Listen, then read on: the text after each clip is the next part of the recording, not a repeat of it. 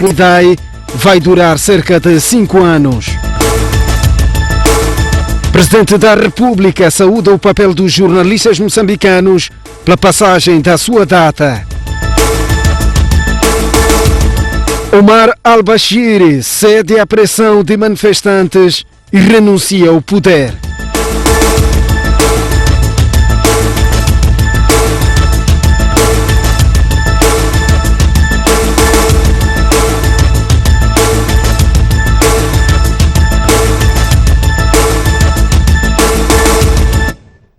Muito boa noite, e este é o jornal. O Reino de Eswatini já abriu as comportas para reforçar o armazenamento da água. A barragem dos Pequenos Libombos são 7 metros cúbicos por segundo que chegam aos Pequenos Libombos dentro de 3 dias. O Ministro das Obras Públicas e Habitação diz que é água suficiente para acabar com as atuais restrições no fornecimento de água às populações de Maputo, Matola, Boane, Moamba e Marraquém. São 7 metros cúbicos por segundo que durante os próximos 30 dias serão descarregados pelo Reino de Eswatini através do rio Umbeluze e que poderão elevar o nível de armazenamento da barragem dos Pequenos Libombos dos atuais 29% para 34%. Uma quantidade que garante conforto no fornecimento de água às populações do Grande Maputo até a próxima época chuvosa. Nós precisaríamos de chegar até o dia 31 de dezembro, até a próxima época chuvosa, com um incremento de 17 milhões de metros cúbicos. Negociamos, conseguimos 18 milhões de metros cúbicos. O expectável era que esta disponibilização fosse ocorrendo ao longo do tempo até a próxima época chuvosa. E mesmo aí também fomos felizes, porque costuma-se dizer, se há uma oportunidade de lhe dar alguma coisa, por que não receber logo naquele preciso momento, sob pena de adiarmos e futuramente termos um outro problema que poderá portanto, inviabilizar a dita oferta. João Machatini explicou igualmente que a abertura das comportas resulta do acordo havido entre o presidente moçambicano e o rei em Swati, que não pediu nenhuma contrapartida. O ministro avisa, entretanto, que o fim das restrições não vai significar o fim da racionalização. Ao invés, por exemplo, de termos a água 24/24, esta situação que cria, de facto, muita vontade de esbanjar essa água, poderemos, por que não, limitar a disponibilização desta água, fazendo com que os consumidores, naquele período que a água está disponível, possam fazer as suas reservas e, com base nessas reservas, possam racionalizar o seu consumo. Não gostaríamos de chegar a este nível, mas se notarmos que a mudança de comportamento não se está a verificar, teremos que tomar medidas a montante. No acordo vigente até agora, o Reino de Eswatini deve fornecer 40% do caudal de Umbeluze a Moçambique. João Machatini diz que esse acordo será revisitado porque a quantidade de água começa a ser insuficiente para satisfazer as necessidades de Moçambique. Para reduzir a dependência, o ministro anunciou várias obras em curso, como a abertura de furos, a abertura de novos centros de armazenamento e de tratamento de água e o aproveitamento de outros cursos de água que correm na região. Dados atualizados indicam que mais de 1,5 milhão de pessoas foram afetadas pelo ciclone Idai. Deste número, 602 pessoas morreram e 1.600 ficaram feridas.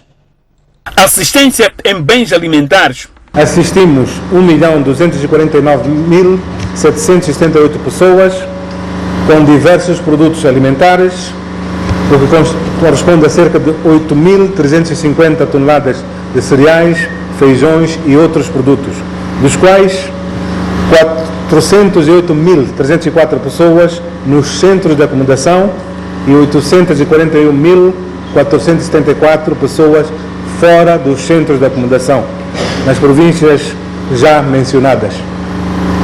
Até as 12 horas de hoje, 11 de abril, dispomos ainda de um estoque de 1.850 toneladas de produtos alimentares diversos. Em bens não alimentares, já distribuímos 7.141 kits de abrigo nas províncias de Sofala, Manica, Tete e Zambésia. No que diz respeito aos grupos vulneráveis, atualmente existem 29.084 pessoas que se têm beneficiado de assistência alimentar e não alimentar. Este grupo refere-se a pessoas idosas, a viúvas, a chefes de família, mulheres. A 25 de março do corrente ano, contávamos com 143 centros de acomodação e atualmente reduzimos para 70 centros de acomodação nas 4 províncias, com um total de 73.296 pessoas, correspondente a 14.528 famílias. Na área de educação, montamos 25 espaços temporários para o processo de ensino-aprendizagem para cerca de 5.000 crianças que estão neste momento nos centros de acomodação nas zonas afetadas. Também foram montados espaços recreativos para 720 crianças nos centros de acomodação, isto com apoio dos parceiros. processo de reassentamento. Temos estado a demarcar dos 2.681 talhões nas províncias de Sofala, Manica, Zambésia, onde já foram atribuídos 1.699 talhões. Isto é um trabalho dinâmico. Abastecimento de água. Esta tende a normalizar-se com a reparação de 228 fugas na rede de distribuição e o setor possui ainda quantidade de químicos suficientes para o tratamento. Nesse sentido também estamos fazendo o trabalho com as comunidades, tanto nos centros de acomodação como fora dos centros de acomodação, para que possam utilizar os produtos que são para eles dispensados, nomeadamente certeza e cloro. Também prosseguimos com ações visando evitar o alastramento de doenças de origem hídricas. Estamos criando condições para o retorno das populações resgatadas em outros distritos e que atualmente encontram-se nos centros de acomodação. Desafios. Os desafios que nós temos dizem respeito à conclusão da demarcação e atribuição de terrenos nas zonas seguras para que as famílias que atualmente estão nos centros de acomodação possam para lá se dirigir. Cerca de 500 sacos de farinha de milho foram apreendidos esta tarde pela polícia na cidade da Beira, no bairro de Macute. Os moradores daquele bairro acreditam que a farinha tenha sido desviada dos bens alimentares destinados às vítimas do ciclone Idai. Se não me engano, a nossa comida de ciclone. Essa mesmo. O bairro do Macute, na cidade da Beira, viveu um ambiente pouco comum na tarde desta quinta-feira. Tudo começou a partir de uma denúncia popular, dando conta que no interior desta residência estavam guardados cerca de 500 sacos de farinha de milho contendo 10 quilos cada. A polícia dirigiu-se ao local e encontrou efetivamente os sacos. Um dos supostos proprietários alegou que o produto foi adquirido no mercado 38, na cidade de Chimoio, mas não apresentou nenhum comprovativo. A maior parte dos produtos que vendemos no mercado não tem recibo e eu comprei sem recibo. Este fato aumentou a suspeita no seio dos moradores de que a farinha faz parte dos apoios que têm sido canalizados às vítimas do ciclone em Sofala. Eu sou morador desse bairro, mas essa atitude que aconteceu, nós íamos para o bairro por nome todos os dias, mas nunca tínhamos solução disso aqui. Nunca recebíamos nada. Mas no dia, à noite do sábado, vimos o caminhão a ser descarregado, cheio do que produto, que era farinha. E eles conseguiam vender para nós por 400 meticais. E nós, com fome, e ainda por cima vendiam para nós. O que levanta a maior suspeita no seio dos moradores deste bairro é que os supostos proprietários desta mercadoria nunca comercializaram produtos. Ela começou depois do ciclone Idai. Ela não vinha fazendo esse negócio, não vinha fazendo. Começou. Nunca fez esse tipo de negócio, ou nem sei, mas nunca fez negócio. Só talvez arrendar casas, que é negócio dela. A polícia e o Instituto Nacional de Gestão de Calamidades irão se pronunciar nesta sexta-feira sobre este suposto desvio de bens alimentares destinado às vítimas do ciclone em Sofala. Os casos de cólera reduziram em 103 na cidade da Beira durante as últimas 24 horas. O setor da saúde indica que o facto deve-se a vários fatores combinados, incluindo a vacinação contra a doença. Beira tivemos 200 casos, Dondo 39 casos, Nhamatanda 48 casos e Buzi com 1 caso. Então não registramos qualquer óbito nesses 4 distritos em relação à cólera. Então queríamos também apelar mais uma vez às nossas comunidades a observarem medidas de higiene individual e coletiva e continuarmos também a nos apoiar no saneamento do meio. Então, em relação aos dados cumulativos, até agora temos 4.661 casos, estamos a falar desde que declaramos a cólera até hoje. Então, essa redução de casos, sem dúvida, deve-se ao trabalho de campo conjunto que estamos a fazer nas comunidades, juntos com as lideranças comunitárias. Fazemos visita porta a porta para ver as condições de higiene, de saneamento de meio e sensibilização também em relação a medidas de higiene individual e coletiva, também a distribuição de certeza e o próprio efeito da vacinação. O levantamento das perdas e dos danos causados pelo ciclone Idai poderá levar cerca de 4 semanas, estimou hoje o Ministro das Obras Públicas, Habitação e Recursos Hídricos. João Machatino prevê que a reconstrução das zonas afetadas pode durar cerca de 5 anos. Irá ser criado um gabinete de reconstrução e este gabinete, a primeira tarefa que tem é fazer o levantamento das perdas e danos causados por este ciclone, e este trabalho terá que ser feito com base numa metodologia desenvolvida pelo Sistema das Nações Unidas e tudo leva a crer que nas próximas 2-3 semanas poderemos ter, portanto, este trabalho concluído. 2, 3, 4 semanas ter este trabalho concluído.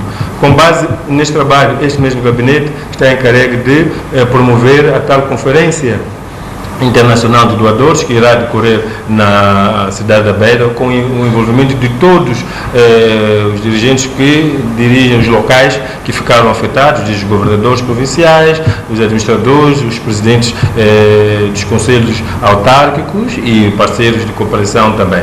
E logo a seguir a isto, então, vamos para a implementação deste programa de reconstrução que, segundo as indicações, as previsões que temos, é que possa durar entre 3, 4 e 5 anos. Estamos a falar de infraestruturas econômicas e sociais, estradas, pontes, linhas férreas, barragens, escolas, unidades sanitárias, e também tem uma componente de reativar, portanto, todo o setor produtivo. Temos a componente, portanto, do tecido humano que ficou também afetado com este ciclone.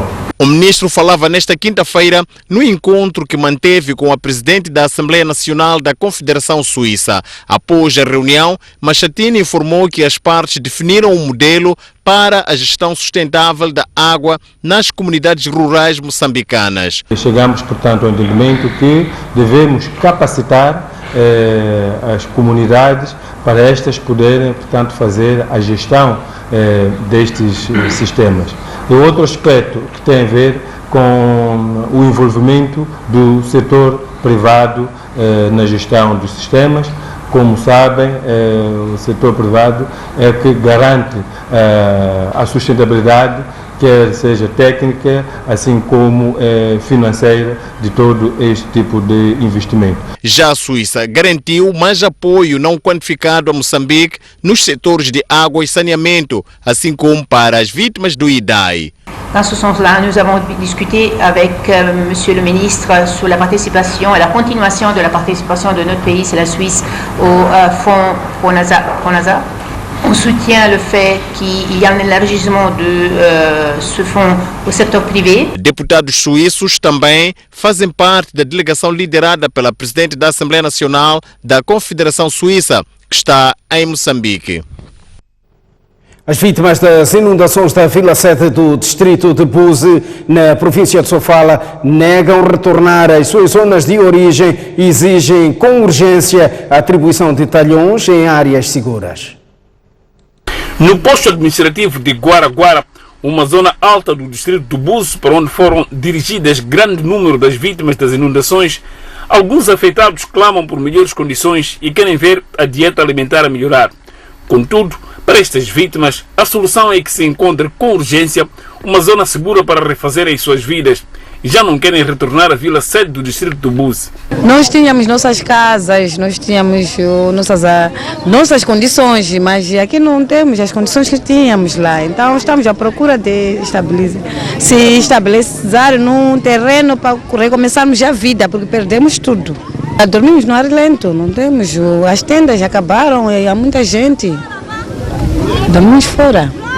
Estamos muito felizes por tudo que o governo está a fazer para toda esta população que refugiou das casas por causa das cheias e ciclone Idai. Estamos aqui em Guaraguara principalmente e queremos terreno nas zonas consideradas altas, zonas seguras, porque lá no distrito, na Vila 7 do distrito, o ambiente não está nada bem. Esse é o grande objetivo, ter o terreno e uma casa numa zona segura. Fomos resgatados para o centro seguro, então assim estamos à procura de onde estarmos no sítio seguro, por isso estamos aqui. Porque lá onde saímos já não dá para viver, porque é uma zona de risco. A permanência dos afetados na escola secundária de Guaraguara continua a condicionar o reinício das aulas. Aliás, algumas vítimas acomodadas nesta escola construíram abrigos dentro das salas de aulas com recurso às carteiras e chapa de zinco que cobriam a escola. O diretor pedagógico adjunto da Escola Secundária de Guaraguara prevê que até na próxima segunda-feira as aulas retomem. Agrava ainda a situação o fato da própria escola ter sido danificada pelo ciclone. Todo o teto foi embora e alguns documentos normativos, não só os processos dos alunos, livros. Assim, neste momento, estamos a tentar pôr ao sol para ver se podemos recuperar alguns livros. Em termos de previsão das aulas, bem como sabemos que esse aqui na escola secundária é um centro transitório onde estão acomodadas muitas pessoas, em que as outras pessoas vêm do outro local para aqui. Então prevê-se que lá até segunda-feira nós podemos retomar as aulas, mas principalmente as que têm exame. Refere-se que no início desta semana, o Instituto Nacional de Gestão de Calamidades, através do seu porta-voz, garantiu que estavam em curso ações visando garantir que até o final desta semana fossem encontrados espaços seguros para reassentar as vítimas das inundações e do ciclone Idai em Sofala. Ainda no Buzi, centenas de mulheres nos centros de acomodação receberam kits especiais compostos por material de higiene individual e redes mosquiteiras. Estas mulheres estão há cerca de um mês a viverem nos centros de acomodação no distrito de Buzi, em Sofala, onde há carência de produtos básicos de higiene. Viram todos os seus haveres a serem arrastadas pela fúria das águas do rio Buzi e entre os bens arrastados estavam os seus pertences íntimos, fato que condiciona a higiene individual e coletiva das mesmas. Ciente destas dificuldades, o Fundo das Nações Unidas para a População decidiu oferecer kits a cada uma delas, denominados kits íntimos, compostos por baldes, produtos de higiene individual e uma rede mosquiteira. Estou muito feliz. Hoje recebi kits de capulana, penso, sabonete, são coisas que eu não tinha desde que eu cheguei aqui. Estava mal, mas hoje, graças a Deus, estou a receber essas coisas. Antes, na parte de Colgate, eu usava areia para conseguir escovar meus dentes. Penso, usava próprio pano de capulana para eu conseguir não estar de qualquer maneira. E não tinha sabão, era lavar assim, mas para hoje já tenho sabonete, já tenho escova, Colgate. Digo graças a Deus. Estou muito feliz por tudo que fizeram dia de hoje. Antes não tínhamos, era mordido por um mosquito, mas agora recebemos rede, sabão. Foi muito bom, agradeço muito. Estou feliz por causa de receber também onde tomar banho, rede mosquiteira. Estava a sofrer com isso aí. Grávida que eu tenho com criança, mosquito, não tenho medo de ter malária, mas estou contente. Ter também sabonete, omo para lavar. Estou bem contente, muito feliz, estou mesmo. Apesar um pouco temos dificuldade onde dorme, mas nada, estou feliz.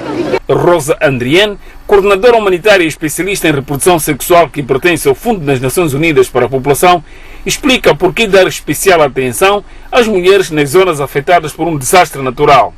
Because during disaster, women porque as mulheres e meninas elas representam um grupo vulnerável e são muito mais afetadas do que outros grupos se a gente comparar com homens. Hoje nós distribuímos o kit Dignidade, que ele é uma parte do sistema de proteção para meninas e mulheres que estão nessa situação em campos de acolhimento. Today we distribute Dignity Kit. This is part of protection mechanism for women and girls. Hoje o governo do Reino Unido anunciou hoje apoio adicional de 18 milhões de dólares às vítimas do ciclone Idai em Moçambique, Malau e Zimbábue. Este valor junta-se aos outros 28 milhões de dólares doados previamente pelo Reino Unido. Deste novo pacote, cerca de 13 milhões serão de ajudas humanitárias e englobam a alocação de alimentos, água e saneamento. Vamos virar de página. A autarquia de Maputo decidiu proibir o transporte de passageiros nas carrinhas de caixa aberta. Os famosos mailoves vão continuar a transportar mercadorias de e para o mercado grossista do Zimpeto, mas as proprietárias deverão viajar num transporte licenciado. Revoltadas com a situação, as comerciantes manifestaram-se esta quinta-feira em Maputo. Se antes era normal passageiros serem transportados desta forma, nas traseiras das carrinhas, sem nenhuma segurança, hoje fica mais difícil. Os famosos mailovos têm dias contados, pelo menos na cidade de Maputo. Aqui a Polícia Municipal já começa a apertar o cerco para desencorajar a prática. Mulheres que transportam mercadorias nas carrinhas de caixa aberta estão proibidas de fazê-lo, ou seja, os transportadores até podem levar as mercadorias, mas sem os respectivos proprietários. Uma decisão que para as negociantes se torna impossível, já que o único meio que têm para transportar a sua carga é precisamente o MyLove. Para mostrar a sua revolta, as vendedeiras manifestaram-se esta quinta-feira no Zimpeto, como mostram estas imagens amadoras.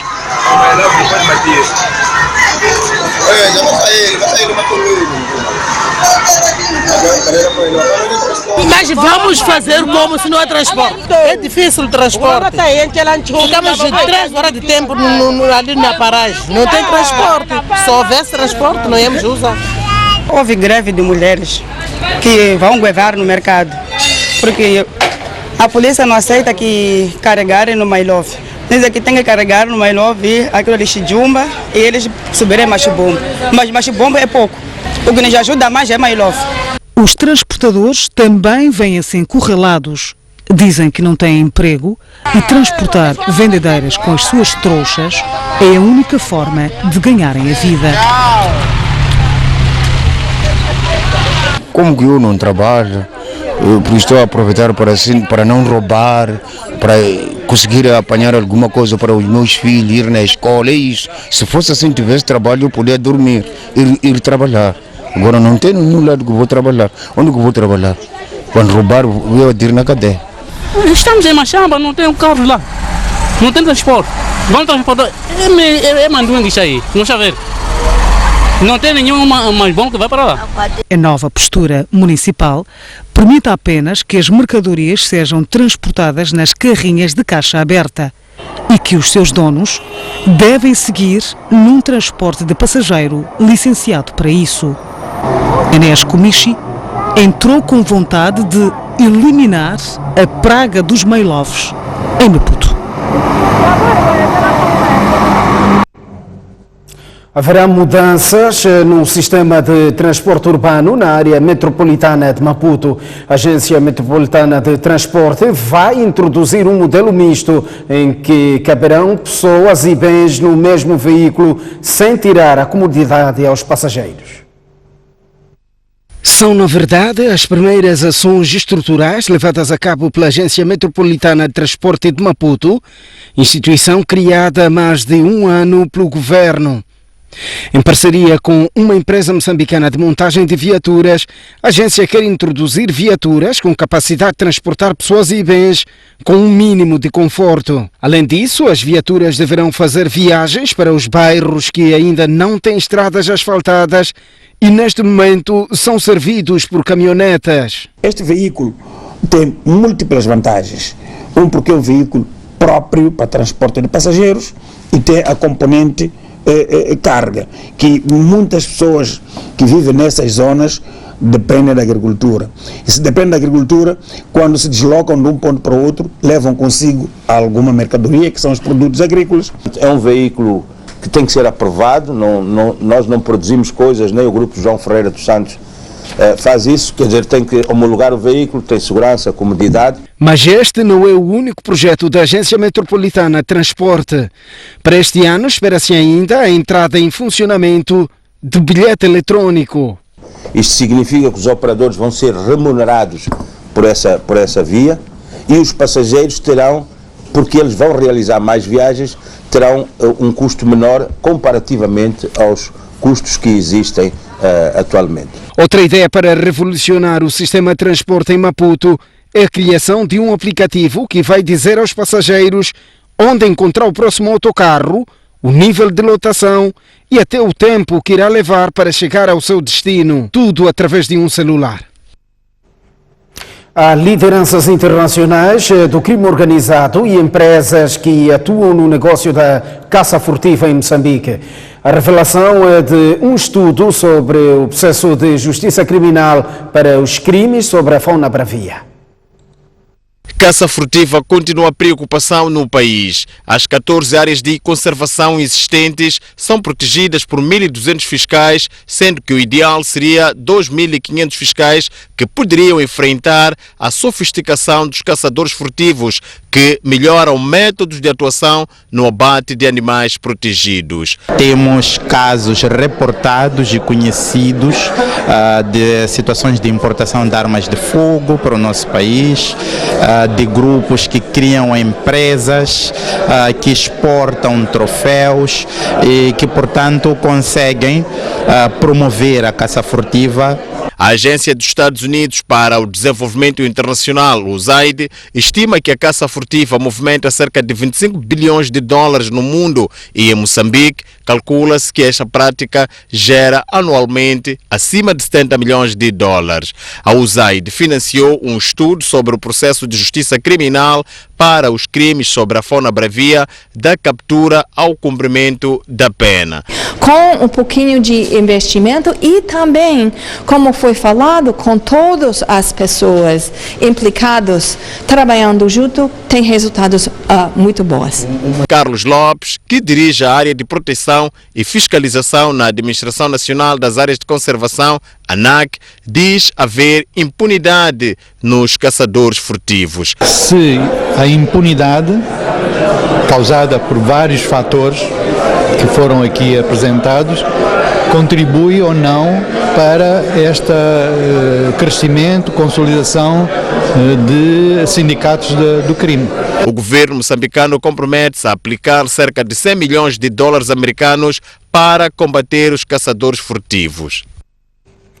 Saímos a esta altura para uma curta pausa. Voltamos dentro de instantes com mais informação. Até já.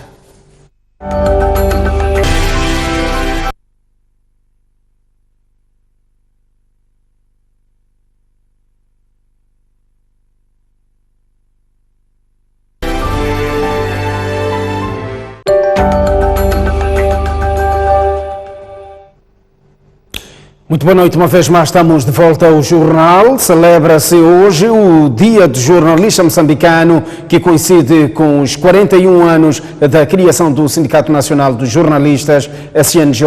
O secretário-geral daquele organismo apela às autoridades a aprovarem o estatuto e a carteira profissional do jornalista para diminuir os problemas com que a classe se debate. Garantiram-nos que em março deste ano que seria na presente sessão da Assembleia da República, estes instrumentos seriam encaminhados ao Parlamento para sua aprovação. Se esta sessão da Assembleia, que é a última, não aprovar esta legislação na área da comunicação social, vai ser um retrocesso, porque teremos que esperar o próximo Parlamento. E o próximo Parlamento, que sairá das eleições de outubro deste ano, não vai pegar neste instrumento e analisar. Vai devolver ao Governo. O secretário-geral do Sindicato Nacional de Jornalistas lamentou a existência de indivíduos que se fazem passar por jornalistas e mancham a classe, e condenou o fato de determinados jornalistas também usarem a profissão para atingir interesses próprios. Eduardo Constantino disse ainda que o Dia do Jornalista Moçambicano deve servir para refletir em torno das precárias condições em que os jornalistas trabalham.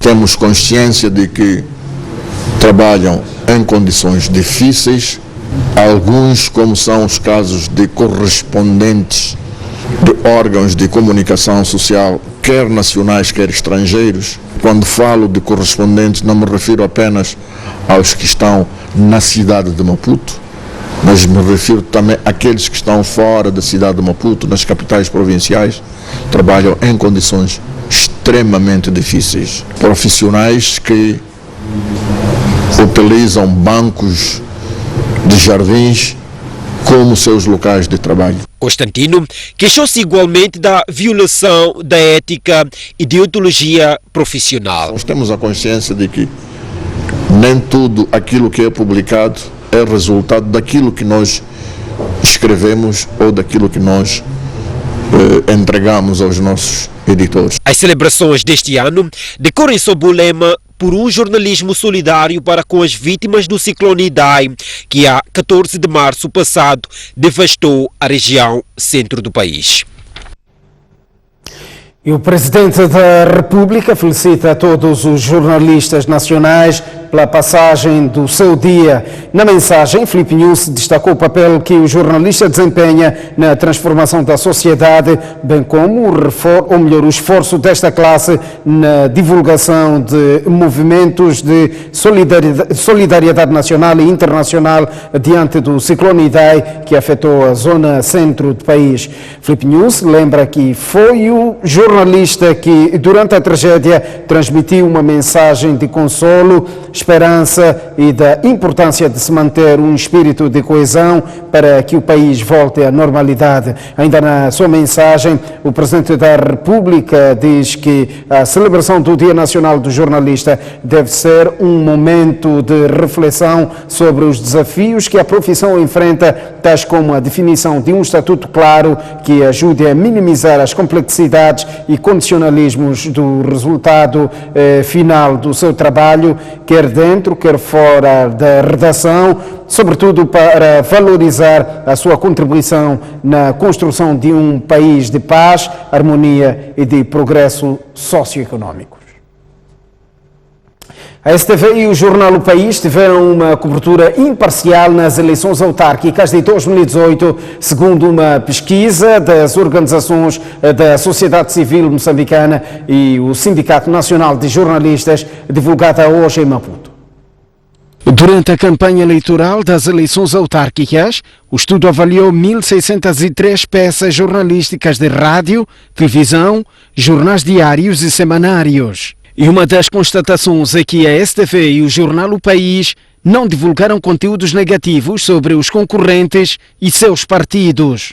Entretanto, a diretora executiva do Centro de Estudos Interdisciplinares de Comunicação, Maria Manguelese, lamenta o facto de a divulgação da atividade eleitoral pela imprensa circunscrever-se aos centros urbanos. Nos outros municípios não há cobertura de atividades de campanha eleitoral. Maria Manguelese acusou aos órgãos de comunicação social de priorizar a promoção dos partidos políticos e seus candidatos em detrimento das expectativas dos eleitores. A campanha eleitoral envolve outros atores, envolve o cidadão, que é o eleitor nesse caso, que nós queremos saber como cidadãos quais são os anseios desses cidadãos em relação aos seus candidatos, como é que eles têm recebido a informação difundida pelos candidatos em relação às suas promessas. No estudo intitulado Monitoria da Cobertura dos Mídia nas eleições para os Conselhos Autárquicos de 2018 em Moçambique, os autores reclamam ainda a inclusão de jornalistas do sexo feminino na cobertura dos processos eleitorais, em particular da campanha eleitoral. A pesquisa foi divulgada no âmbito da celebração do Dia do Jornalista Moçambicano, efeméride que coincide com os 41 anos da criação do Sindicato Nacional de Jornalistas. A empresa de soluções tecnológicas PHC garante mais uma vez a sua presença na Feira de Tecnologias Mostec. Para a edição deste ano, a empresa promete trazer diversas novidades tecnológicas para o público.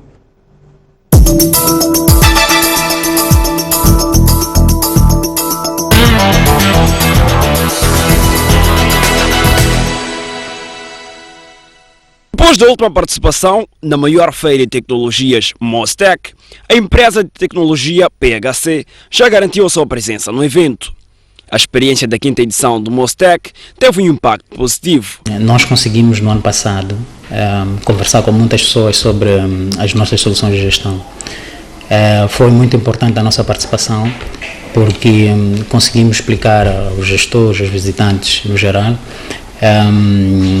as vantagens competitivas que uma empresa ganha ao utilizar as soluções de gestão PHC. Nós avaliamos de forma positiva, o impacto foi bom e esta avaliação é baseada no feedback que tivemos. Nós tivemos um excelente feedback. As soluções tecnológicas oferecidas pela PHC estão a conquistar cada vez mais o mercado moçambicano.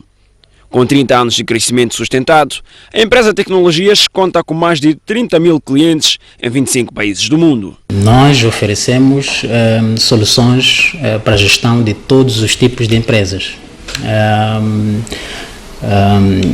Isto significa que nós temos software, para gerir as empresas e para ajudar as empresas a serem melhor geridas e para ajudar as empresas a alcançarem o sucesso. Nós temos um produto que é o PHCCS, que espelha esta mais-valia que as empresas ganham, portanto, a utilizar uma solução que se adapta a elas próprias e não ao contrário. O que nós sentimos é que o mercado reconhece as qualidades das nossas soluções. Para esta edição da Feira de Tecnologia, a empresa vai apresentar um leque de novidades. Aliás, a PHC olha para a plataforma Mostec como um espaço de oportunidades. Para esta edição, nós vamos focar na performance das empresas. Nós olhamos para a Mostec como uma oportunidade. A oportunidade de apresentar os nossos produtos num espaço de prestígio, num espaço já reconhecido em Moçambique. A sexta edição da Feira de Tecnologia Mostec decorre nos dias 15, 16 e 17 de maio de 2019.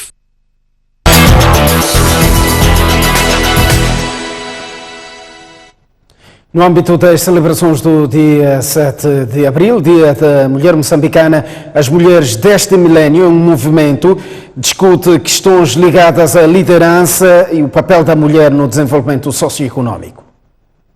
Podemos mais juntas e não isoladas. Mulheres de vários estratos sociais, ocupando diversas funções e cargos, juntaram-se esta quinta-feira para mais uma edição de Mulheres deste Milénio. Um evento que visa debater questões ligadas à liderança e ao papel da mulher no desenvolvimento socioeconómico do país. Liana Catoja, administradora do Milênio BIM, falou do protagonismo da mulher na atual sociedade e da necessidade da sua inclusão, tendo em conta o seu papel multiplicador. Há muito mais por fazer, ainda muitas mulheres a nível de Moçambique inteiro que precisam ser incluídas em tarefas que têm papel determinante no desenvolvimento e crescimento económico do país. A nossa população, mais de metade da nossa população são mulheres e ativas e ativamente ativas e, portanto, temos a consciência, e está provado cientificamente, que o papel multiplicador económico de uma mulher é muito maior e, portanto, temos que capitalizar e potenciar esse papel da mulher na atividade social e econômica do nosso país para podermos de fato crescer. As questões da capacidade de liderança, as relações existentes entre as próprias mulheres, estiveram em destaque nesta edição. Perceber também da experiência de cada uma como é que tem sido a relação mulher-mulher. E eu digo isto por uma razão muito simples. Deve ser uma apreciação minha, eventualmente seja com fundamentos erróneos, mas em algum momento eu tenho a sensação que nós mulheres somos as nossas piores inimigas. E por uma razão muito simples. Eu vou falar de alguma coisa que aconteceu. Há uma nomeação, dorme com fulano, não é? Portanto, nunca é pela capacidade. Essa situação não foi nada boa. Eu tinha que provar que aquilo que eu estava a fazer era de fato um trabalho, uma profissão como outra e que eu também poderia ser uma pessoa respeitada como outra. A segunda edição do Mulheres deste Milénio, promovido pelo Milênio BIM, contou com a presença de mulheres académicas, governantes e representantes das organizações da sociedade civil. Vamos olhar o mundo. Omar al-Bashir cedeu à pressão dos manifestantes e abandonou o poder após mais de 4 meses de protestos populares. Neste momento está a ser formado um conselho para assumir o governo de transição do Sudão. É o fim de 3 décadas do poder do presidente do Sudão. Segundo as autoridades governamentais citadas pela agência de notícias Reuters, Omar al-Bashir aceitou deixar o poder após mais de 4 meses de protestos intensos. Al-Bashir continua no palácio presidencial sob guarda dos militares. A qualquer momento, as forças militares poderão dar um anúncio oficial sobre a resignação do presidente sudanês, que está no poder desde 1989. Por enquanto, decorrem preparações para a formação do Conselho Transicional, que vai assumir provisoriamente o governo. Milhares de sudaneses saíram às ruas para comemorar o fim do regime e a sua dedicação a protestos. Nos últimos dias de protestos, o exército sudanês saiu em defesa dos milhares de protestantes que quase eram dispersados pelas forças de segurança. Durante os confrontos, 11 pessoas morreram, incluindo 6 soldados. Os protestos do Sudão começaram em 19 de dezembro do ano passado, tendo causado mais de 50 mortos. Al-Bashir é responsabilizado pela deterioração da economia do país. Foi detido hoje em Londres Julian Assange, o fundador do portal Wikileaks, responsável pela difusão de informações secretas. Assange corre risco de ser extraditado para os Estados Unidos da América, onde é acusado de crimes de espionagem.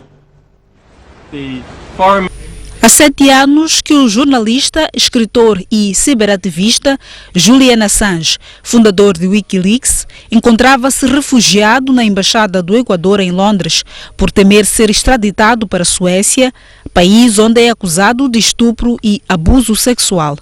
Mas esta quinta-feira, o presidente do Equador, Lenin Moreno, decidiu suspender o direito de asilo de Julian Assange sob acusação dele ter violado a lei internacional, permitindo assim que a Polícia Metropolitana de Londres detivesse o australiano de 47 anos.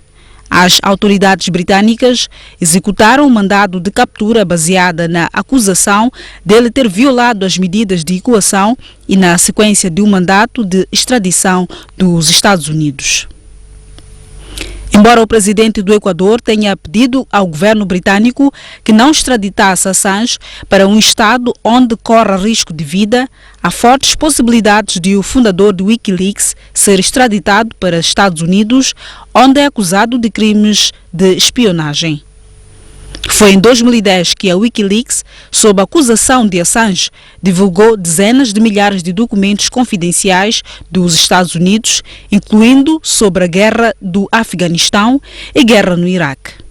Em reação, Edward Snowden, um influente ciberativista norte-americano refugiado em Moscou, disse que a detenção de Assange representa um momento escuro para a liberdade de expressão. A União Europeia garante que vai acompanhar por perto a detenção de Julian Assange. Mais um intervalo à vista, mas antes o estado para as principais cidades moçambicanas. 30 graus amanhã em Maputo de máxima e teremos uma mínima de 21 graus, 27 graus de máxima no Chimoio e 20 de mínima. Inhambane terá uma máxima de 29 graus e uma mínima de 23.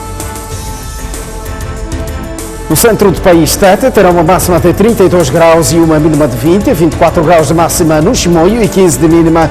Beira, 28 de máxima e 24 de mínima. Quilimane terá uma máxima de 32 graus e uma mínima de 24. Já no norte do país, a cidade de Lichinga terá uma máxima de 24 graus e uma mínima de 16, 31 graus de máxima em Pemba e 25 de mínima, 31 também de máxima em Nampula e 22 de mínima. Até já.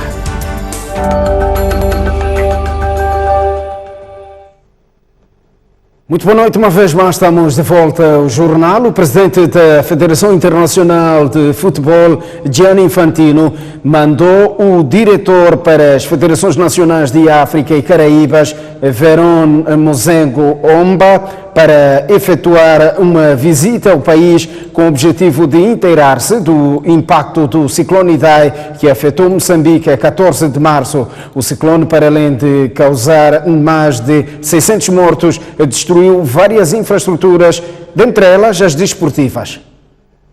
O mandatário Gianni Infantino, para averiguar os estragos provocados pelo ciclone Idai no centro do país, mais concretamente nas cidades da Beira e Chimoio, onde várias infraestruturas desportivas ficaram destruídas, vai escalar os recintos de 13 a 15 do mês em curso, ou seja, de sábado à segunda-feira.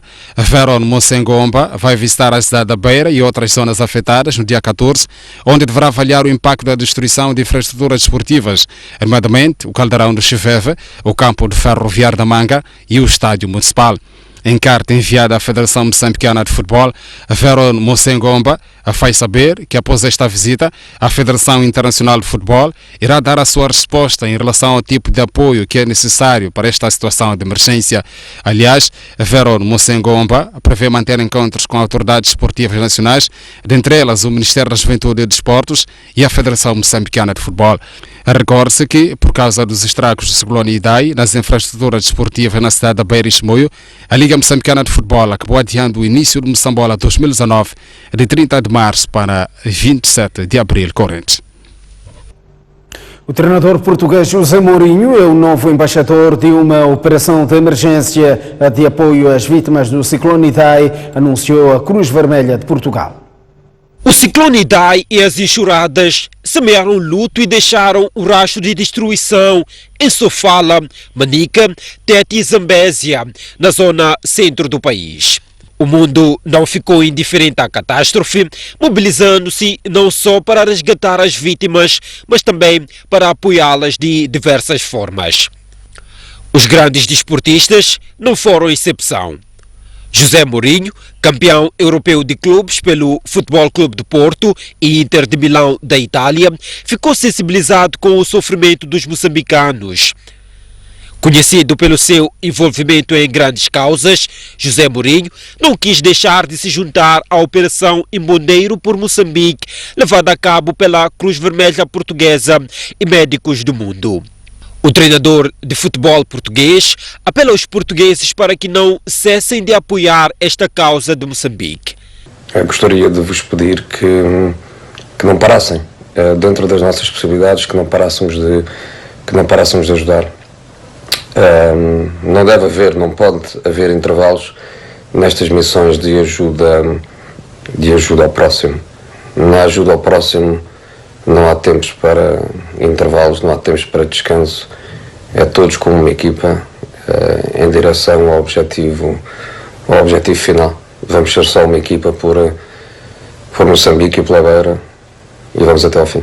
Há mais de 600 mortes confirmadas depois de o ciclone Idai ter atingido o centro de Moçambique.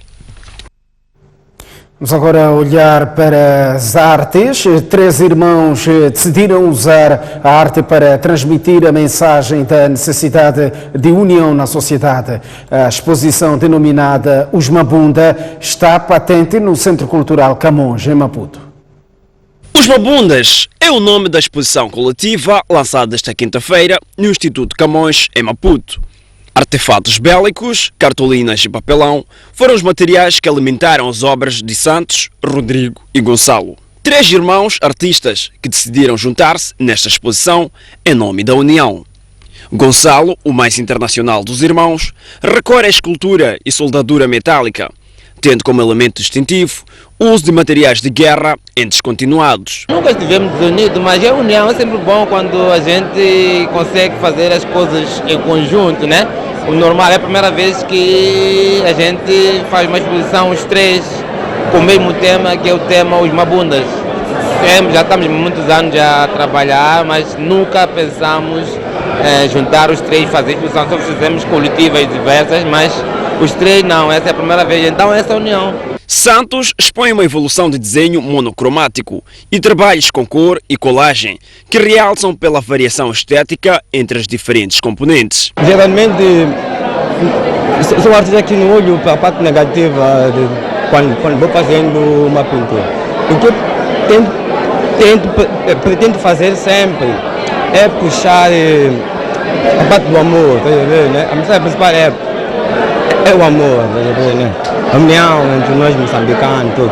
Já Rodrigo Mabunda apresenta obras suportadas por desenhos feitos por esferográfica e caixas de cartão reaproveitadas que contam histórias surpreendentes. A mensagem que eu trago nas minhas obras é coisa que eu vivo dia a dia. Falando por exemplo, falo também do My Love, que é o cara que sempre a gente apanha, que a gente sempre tem que correr de um lado para outro. E falando também das terras, que há pessoas que não conhecem as terras, mostrando a mamãe carregar. Também falando da crise da água também. É aquela história que eu vivo dia a dia como sonhador da rua. As obras que acompanham a exposição Os Mabundas estão entre as mais conhecidas dos artistas, além de algumas novidades. As notas de novidade. Por outro lado ainda, conseguimos transportar, romper a barreira do interior com o exterior e conseguimos, através das peças do Gonçalo, que são esculturas pesadas, com dimensão e resistentes também à intempérie, não é? Conseguimos transportá-las do interior para o exterior, tendo como referência de alguma maneira um escultor e arquiteto português que utilizou uma técnica semelhante na Fundação Gulbenkian em Lisboa. Os Mabundas pode ser vista até 31 de maio na Galeria do Instituto Camões em Maputo. Os Mabundas a fecharem o jornal, informação em modo permanente para acompanhar na STV Notícias. Boa noite.